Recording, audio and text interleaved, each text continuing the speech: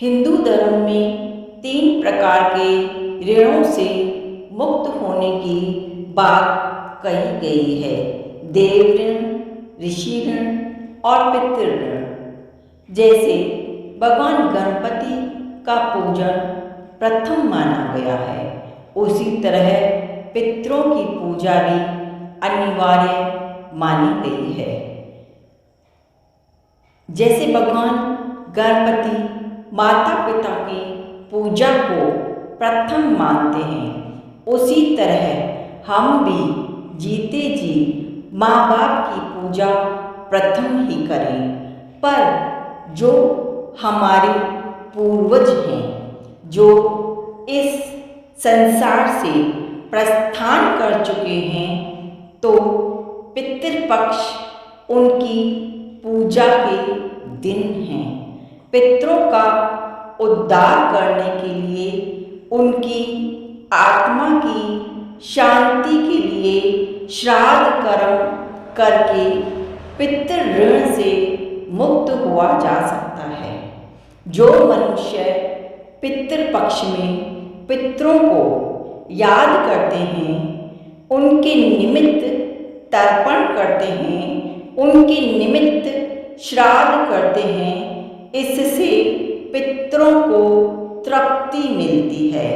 अर्थात मृत्यु के पश्चात सच्ची श्रद्धा से किया गया श्राद्ध कर्म, अर्थात उन्हें गति मिलना। और हम सब भी यही चाहते हैं कि हमारे पूर्वजों को गति मिले, मोक्ष मिले। और अगर ईश्वर ने तय किया है कि उनका कहीं दूसरा जन्म होने का, तो हमारे द्वारा उनके निमित्त किए गए श्राद्ध कर्म से सुख, समृद्धि और शांति और तृप्ति मिलेगी उन्हें। धर्म शास्त्र कहते हैं कि श्राद्ध मतलब हमारे पूर्वजों की शांति के लिए, तृप्ति के लिए श्रद्धा पूर्वक जो भी अर्पित करें वही श्राद्ध है। और धर्म शास्त्रों में श्राद्ध का सबसे अच्छा समय पितृपक्ष का बताया गया है। महाभारत के अनुशासन पर्व में भीष्म पितामह युधिष्ठिर को समझाते हुए कहते हैं कि श्राद्ध कर्म करने से यश, वंश, धन और पुत्र पाने के रास्ते खुल जाते हैं। महाराज धर्मराज युधिष्ठिर ने जब भीष्म पितामह से पूछा कि हे पितामह, सबसे पहले श्राद्ध की शुरुआत किसने की, तब भीष्म पितामह कहते हैं कि प्राचीन काल में ब्रह्मा जी से महर्षि अत्रि की उत्पत्ति हुई। उनके वंश में भगवान दत्तात्रेय का प्रादुर्भाव हुआ। दत्तात्रेय के पुत्र निमि हुए, जो बड़े ही तपस्वी थे। निमि के एक पुत्र था श्रीमान,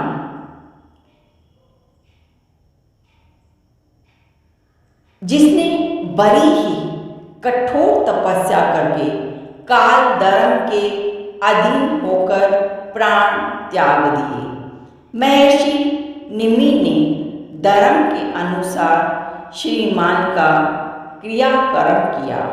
उसके पश्चात जब पितृपक्ष में चतुर्दशी के दिन श्राद्ध में देने योग्य सब वस्तुएं एकत्रित करके बहुत सवेरे उठ गए। साथ ही साथ शास्त्रों में जो फल मूल और अन्न बताए गए हैं, उनमें से जो जो पदार्थ उनके पुत्र को प्रिय थे, उन सब का विचार करके संग्रह किया और उसी अमावस्या के दिन 7 ब्राह्मणों को बुलाकर उन्हें दक्षिण दिशा की तरफ एक कुशा के आसन पर बैठाकर पुत्र के नाम पर पिंडदान किया।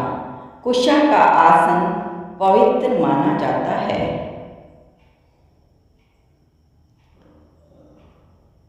भोजन कराने के पश्चात महर्षि निमि ने जब सब कार्य निपटा दिया, फिर महर्षि निमि को अपने आप में ही बड़ा पश्चाताप होने लगा और वे सोचने लगी कि वेद में पिता पितामह के उद्देश्य से श्राद्ध का विधान है, लेकिन मैंने बिना किसी से पूछे एक पिता होकर भी पुत्र का श्राद्ध कर दिया। कहीं इसका परिणाम कुछ गलत तो नहीं हो जाएगा। यह बात ध्यान में आते ही उन्होंने अपने वंश प्रवर्तक अत्रि मुनि का ध्यान किया। उन्हें उनके ध्यान करते ही तपोधन अत्रि मुनि प्रकट हो गए और महर्षि निमि के मन में चल रहे पछतावे का हल बताते हुए कहा, तुमने जो यह श्राद्ध किया है उससे डरो मत। तुमने जो ये श्राद्ध किया है, जो यह अनुष्ठान किया है, सबसे पहले स्वयं ब्रह्मा जी ने इस धर्म का ज्ञान प्राप्त किया है और वे ही इसके प्रवर्तक भी हैं। उन्हीं के द्वारा विहित कर्म का तुमने अनुष्ठान किया है। उन्हीं के नियमों के अनुसार ही तुमने कर्म किया है। जैसा कि नियम है कि श्राद्ध के लिए जल लाते समय भगवान वरुण को याद करना चाहिए, फिर अग्नि और सोम को याद करना चाहिए।